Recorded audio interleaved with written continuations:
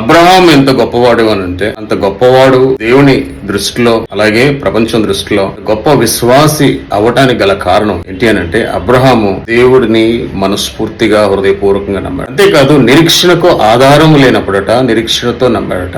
అంటే తన శరీరము, తన భార్య శరీరము మృతుల్యం అయిపోయింది, అనగా వయసు మీద పడి వారు వృద్ధాప్యంలోకి వచ్చారు. అలాంటి పరిస్థితిలో ఉన్నటువంటి అబ్రహాము శారాన్ని దేవుడు దర్శించి వారికి బలాన్ని ఇచ్చాడు, వారి శరీరాలను ఆరోగ్యంగా మార్చాడు, సంతానం కలగజేశాడు, బహు దీవెన, బహు ఆశీర్వాదం, దీర్ఘాయుష్ని సమస్తమును అబ్రహాంకి దేవుడు ఇచ్చాడు. కారణం ఒకటే, నిరీక్షణ లేని సమయంలో అతడు నిరీక్షణ కలిగి దేవుడిని నమ్మాడు. మై ఫ్రెండ్స్, మీరు కూడా ఒకవేళ అలాంటి పరిస్థితుల్లో హోప్ కోల్పోయినట్లయితే, నిరీక్షణ కోల్పోయినట్లయితే, విశ్వాసం కోల్పోయినట్లయితే, అబ్రహాము విశ్వాసాన్ని బట్టి నువ్వు ఈ ప్రార్థన చేసినట్లయితే, నమ్మినట్లయితే తప్పక దేవుడు నీ జీవితంలో నువ్వు కోల్పోయిన దేవుడు నీకు ఇస్తాడు. నీ నిరీక్షణ సిగ్గుపరచబడదని జ్ఞాపకం చేస్తాడు.